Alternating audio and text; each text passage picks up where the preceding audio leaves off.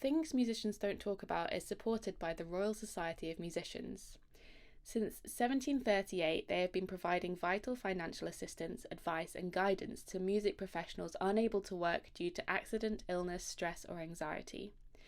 Whether you're working as a performer, administrator, technician or teacher, and everything in between, they're there to help. If you know of someone in need, you can contact them in confidence by visiting their website, which is www.rsmgb.org, or you can contact them by ringing 020 7629 6137. Support their work by becoming a member or donating today.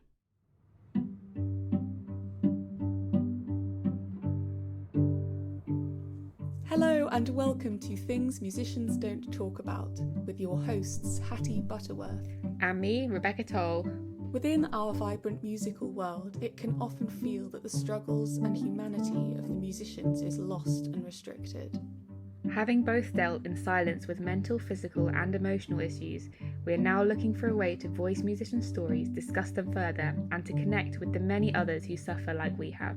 The personal issues we may face with our mental health, performance injury, work pressure and finances can be overlooked as the airbrushed persona of musicians is sadly maintained. So join me, Hattie and guests as we attempt to bring an end to stigma by uncovering the things musicians don't talk about.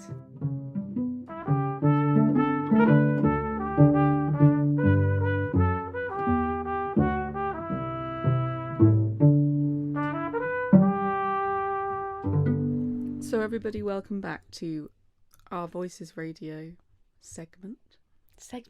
An hour-long segment. Yeah, our long segment.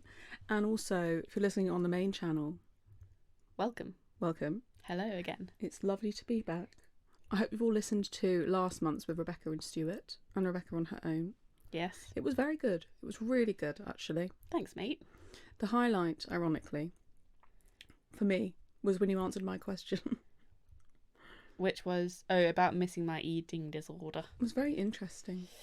Yes, I think I do a better job about answering people's questions in writing on Instagram rather than in talking. But that's fine. I don't agree at all. Oh, thanks, Beep. I think you gave some stellar advice. Stellar. In a very, non-preachy way, which is hard to do. Yeah. As one who likes to preach. You are Christian after all. It is true. Nice. Let's just end it there. The end. Christianity's always a bit of a cockball with a podcast.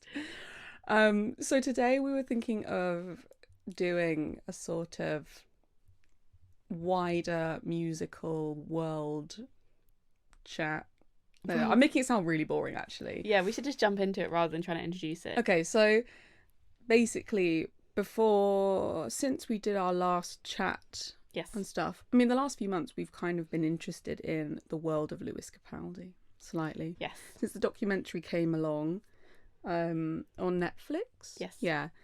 And obviously he is someone who we love because he is just so unfiltered online. So honest. And hilarious. So fits both of our briefs. It's the truth. He takes inspiration from us, I'm sure. Absolutely. But I feel like one thing that kind of stared me in the face last weekend was Glastonbury. Mm-hmm. And, you know, his awful experience on the stage, but how it kind of turned into something really emotional. Mm. And it kind of just made me think, like, obviously there's all the conversations about, like, having a mental sort of issue on stage, but also, like, how our fear as classical musicians comes from, like, not being allowed to experience beauty in that ever. Mm. Like, his experience of a negative stage performance turned into something really kind of touching. Mm. But I just don't see how that could ever happen in classical music. Yeah. I don't know. Yeah, because I was thinking about it on the way here, obviously, which took hours from North to South London. As I will continue to complain about. Yeah, if somebody, I don't know whether it's to do with the types of audiences or the types of institutions that classical musicians work for, and that, I don't know, I guess the equivalent would be if a soloist had to, like, stop mid-performance or something and said that I'm really struggling. like, first off, because of concert etiquette, everyone would be deadly silent. Nobody would like. Also, you used to get told off for stopping in a music lesson if I ever stopped. Keep going. Yeah, it'd be like, you can't ever do. It was like such a kind of like, you can never do that. Like, never ever stop. Like, yeah. And that is terrifying, because if you feel like you just can't continue, like, what do you do? Yeah. If you're a soloist, you might often have like an orchestra accompanying you, so it feels like you've got 100 people behind you and however many hundreds of people in front of you as well. So I don't know. I just can't. I've never heard of it happening. It's only ever happened when someone's broken their string. Yeah, and then everyone fucking loves it. They're like, wow, what a hero Yeah. for like borrowing somebody else's violin and keeping going. Or there's that video of that oboist that like swapped oboes with somebody like mid-solo in the orchestra. Oh, I haven't seen that. It's actually pretty cool. Cute. But like, yeah, all the comments are like, wow, what a hero. Yeah. Like, kept going. Amazing. Do you want to give people an overview of what actually happened on stage? Well, I haven't actually said. I mean, I'm sure most people kind of know. Yeah. Well, so Lewis Capaldi was performing on the main stage, I think, and started to, I think, like lose his voice, and also his Tourette's was flaring up. Having like a tic attack. Yeah.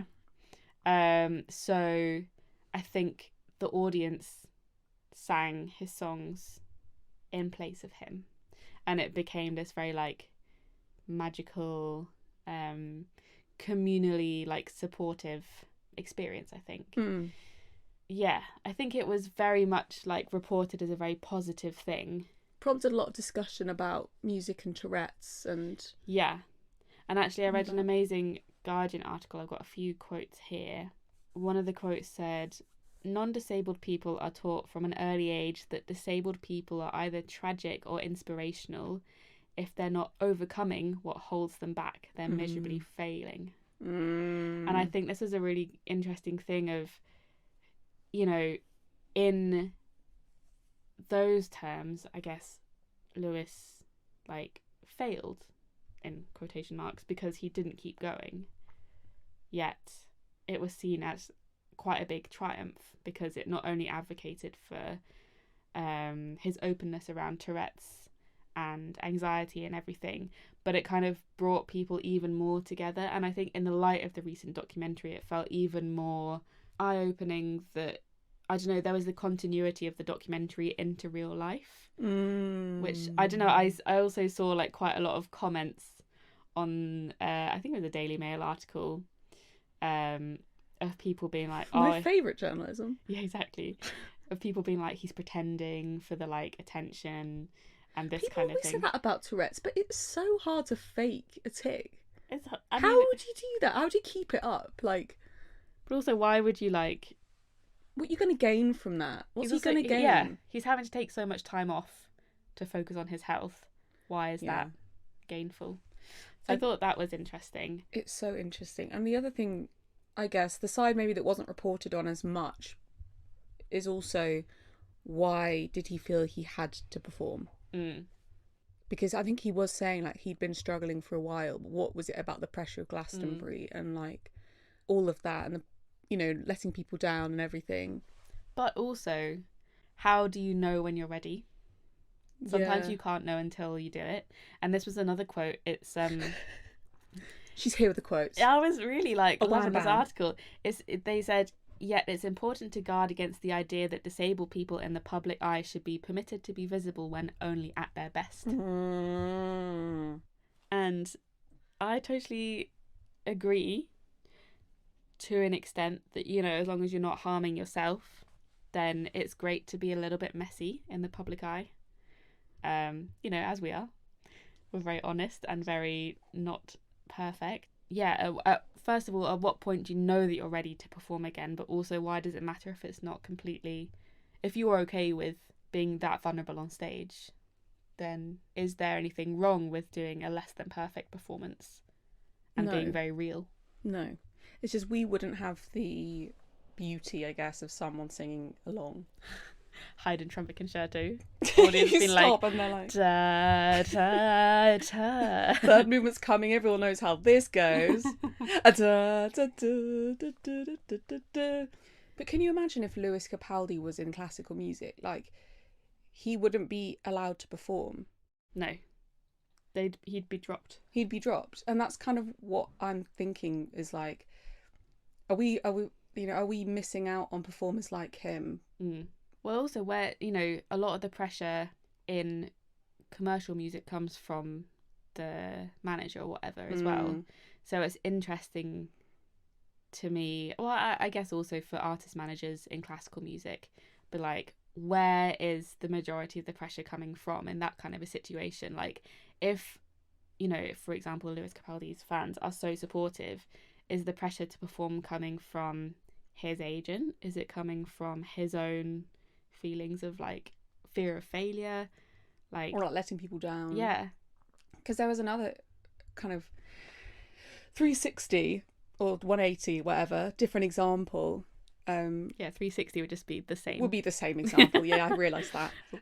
The editor of International Piano, Tim Parry, he works with me in my office, and I love him a lot. He's great. He went to see a performance by the pianist Maurizio Pollini. Have you heard of him? No. He's about 82 now. He's a pianist, and he's like very famous, even though you haven't heard of him. And he basically did a performance at the festival hall, I think, and Tim went, and he said it was just the saddest thing because he couldn't get through. His music was far too hard for him. He was trying to play all this stuff that he'd been playing in his like heyday, and he would struggle to the end of a movement, go off stage, get the music, bring it back, but then he wouldn't have a page turner, so he'd have to keep stopping. And I mean, it just made me think about like is that the equivalent artist manager thing as well, though, of like, it's also a duty of care. Yeah. But for someone like him, has everyone kind of like is everyone neglecting him? Like, it's a question of, Tim was saying he's clearly got some kind of health problem that means he's, he was struggling to know where he was in the music and things like that. You'd think that part of the care of a manager would be to say, like, you really should take your program right down, or take a lot of breaks, or exactly. But where is that pressure of like this huge festival hall concert which was completely sold out? Yeah. And I mean, at the end, like, everyone did give a standing ovation, but in a weird way. Yeah, it feels almost pitiful. Yeah, it's like, I wonder whether part of it is to do with the fact that as a classical musician, you're not performing your own music, so it's not coming right from like your soul. Whereas like, it means even more for, I presume, Lewis Capaldi, that like people are singing his songs. If people are singing your songs at you, it feels like a gesture of support, and like, we hear you, we love your work, we're here no matter what. Yeah, we'll carry this with you. Whereas when it's maybe somebody who's performing pieces by somebody else, it's like, you couldn't do the music justice. So like, or how you used to do it. Yeah. Ooh, horrible. Not nice. This is why I'm really kind of struggling. Like, the more I kind of play again, the more I'm like, I just get kind of flashes into imagining myself in a massive stadium or auditorium or whatever, playing solo, and I just like want to die. Yeah. And I'm just really interested in the psychology of that. Somebody said on one of the comments that like, it was basically like, why is he doing it if he's not enjoying it anymore? Yeah, I saw ones like that. And it's like, nobody said that he wasn't enjoying it. Like, yes, there are things that are preventing him from like being able to get through the performance, but like, what is his reason for keeping coming back to it? It doesn't, I mean, obviously we don't know him personally, but like, it doesn't seem like it's the money. It seems like because he loves making music, and that's the impression that I got from the documentary. Again, I don't know him personally, but I heard him say that it's like the live like all the kind of residual stuff, like recording and photo shoots and interviews and stuff, like that's the stuff he doesn't really enjoy. Like, the thing that sets him on fire is the live vibe from an audience. Yeah. And I guess this is part of the kind of paradox of being a musician, is like, people really find some incredible sense of purpose through doing that, even if it can also be like the end of you sometimes, or bring you to the edge of like panic experience. And it's really hard to, I think in people's minds it can be really hard to like find any kind of equilibrium with that. And it's also interesting that a lot of those parts of being a performer that he doesn't like the recording and the photo shoots, are things that you can kind of battle through with Tourette's or anxiety or something, because you can edit it, you can no one's going to see it, take breaks, whatever. But the stuff that he really likes doing and is the kind of place where people notice when he's not doing so well is the thing that he really loves, and that must be really heartbreaking. But it also makes you think, like, how many classical musicians have found themselves in that place and have had to give up. And the number of people that we've spoken to that are like, you know, and you've said as well that you didn't used to enjoy the performing, you enjoyed the relief of it. I hate that fact, but a lot of people replied to that Instagram, and like even really great performers, like that resonated. And I just didn't really know what to think about that. It was like I felt sort of relieved, but at the same time kind of sad that there can be not a lot of enjoyment if we're really honest with ourselves about solo performing. Like, that doesn't bring much enjoyment for people. It brings a lot of like terror. And I was just a bit like, oh my god, like, I even if you're as good as some of these people that were replying to me, you still have that experience. Like, for some reason that made me kind of sad. It was just like, oh my god. And that's the point where you're most vulnerable, and where any kind of cracks in, you know, your mental health or whatever are going to show. It's no wonder people fear it so much, because it's like, I've got to be completely like watertight. And sometimes you don't know if you are until you're on stage. Just fucking terrifying. Awful. Woo. We were also going to talk about saying no. Why? Tell me why this came up recently with us. Was it you or me that brought it up? I think it was you. Oh, I think I texted you, didn't I, being like, I think we should do an episode on saying no. I think there's a lot of like ego stuff intertwined, but it basically came up because I was realising that I think that my no is going to be a massive emotional burden on someone. And whether that's a no of like a work thing, or whether that's a no of a personal life thing, or just like setting a boundary, I always feel like saying no equals hatred of Hattie. Of you as a person. Of me as a person, yeah, exactly. But then I had this kind of complete sort of pulling apart of myself, where it was like, but I can't go on if I don't start saying no to people, because I'm doing too much. And it, like, I'm not enjoying myself. It's not sustainable. So I was like, there's going to have to be a risk here of like risking people hating me. That's what it felt like in my mind. You have to risk a lot of, well, at least I feel like I'm at risk of coming across selfish. Whereas, I don't know, I mean, it depends what you define as selfish, but sometimes the only way to actually keep going is to just look after the self. And I think, like, I'm also really trying to think about when people have said no to me, like how it's made me feel. And it's often been a case of like, I've tried to learn to trust that they've said no for a reason, and it's not just a kind of malicious thing. You know? Most people struggle to say no, so if they have said no, it's not because they feel like it. No, most of the time, no. Sometimes it comes out of laziness. I'm talking about myself. Yes. But then often the laziness is through like just being exhausted because of burnout or something anyway. It's very rare to find somebody that's not at all affected by living in a capitalist society and feeling like you have to say yes to everything. I had a really good chat recently, actually, with the editor of the BBC Music magazine, Whoa. Charlotte Smith. Ting, ting, ting, clang, clang, No, clang. but she is genuinely a legend. Nice. And she was saying, and I really liked this, she was saying, if people get me on the phone, I can't say no. But if they email me, then I'll have had time to like...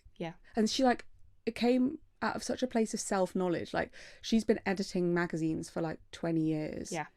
and still she just knows about herself. If I'm in a room with a publicist or something, like, I will really struggle to say no. Yeah. And that really resonated with me. I was like, oh my God, I also can't say no in person. Yeah. Like, for I'm the some same. reason.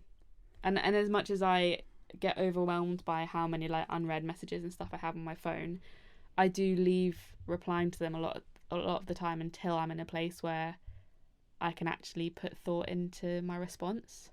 Totally. Which often takes weeks and months. Mm-hmm.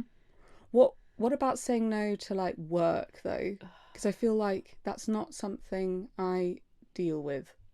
I haven't said no to any work in so long, partly because I've been completely free and extremely poor.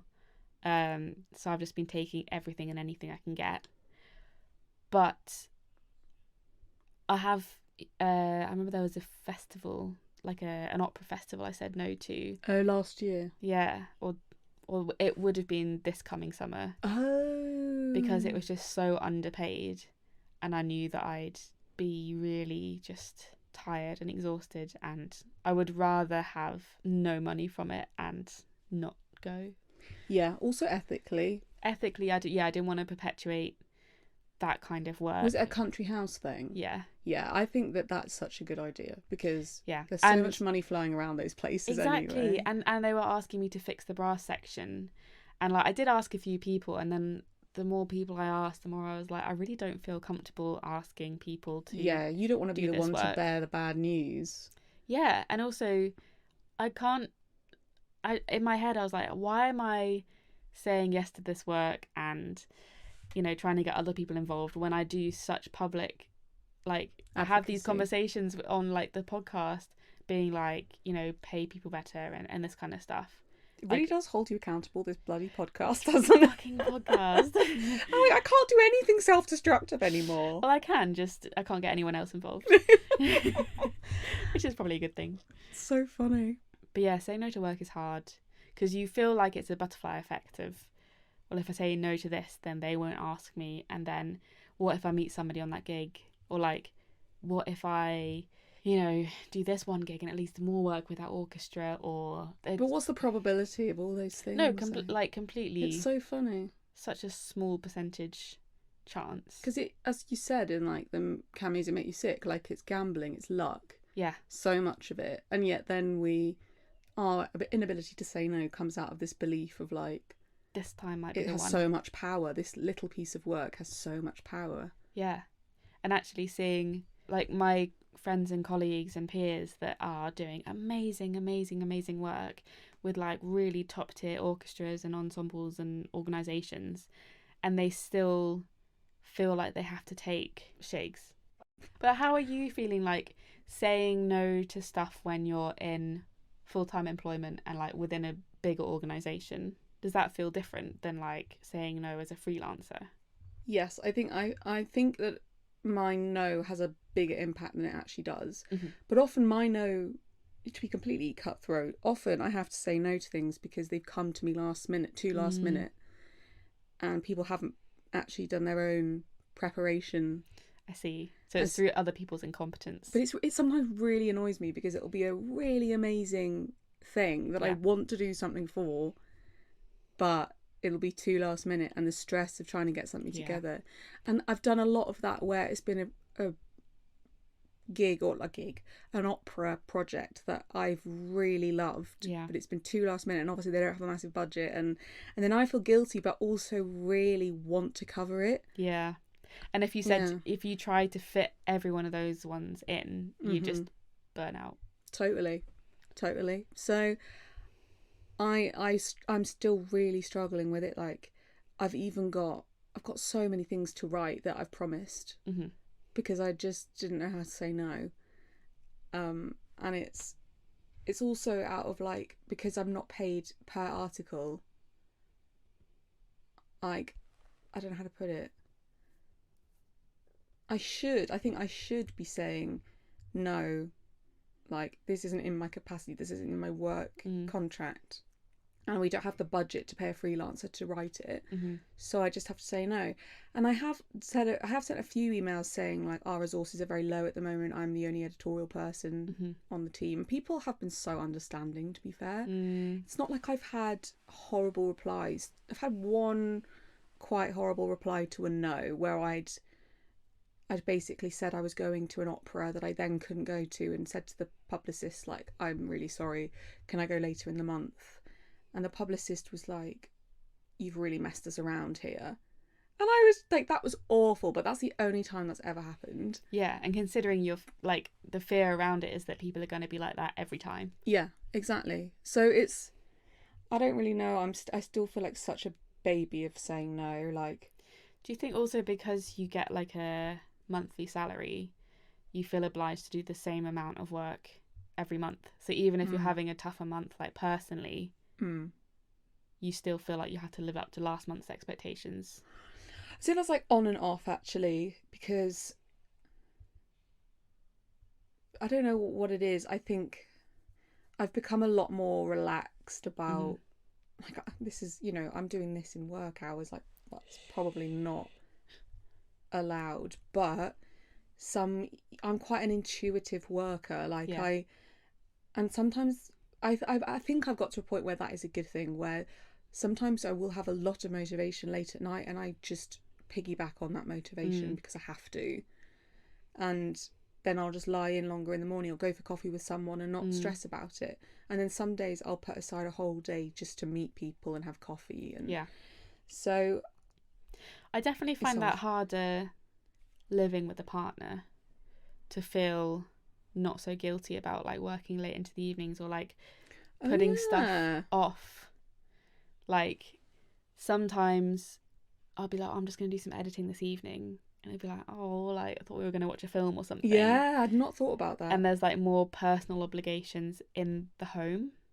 That's so true. And I bet it's the same when you have kids and stuff as well. Yeah, having cats is completely different. Having Dobby is just a full-time job. But also, like, I would feel bad to like stay up and work in bed with the light on if somebody else is there, and those kind of things. You're really turning me off a relationship. It's wonderful. Thank you. That's my plan, so I can have you all to myself.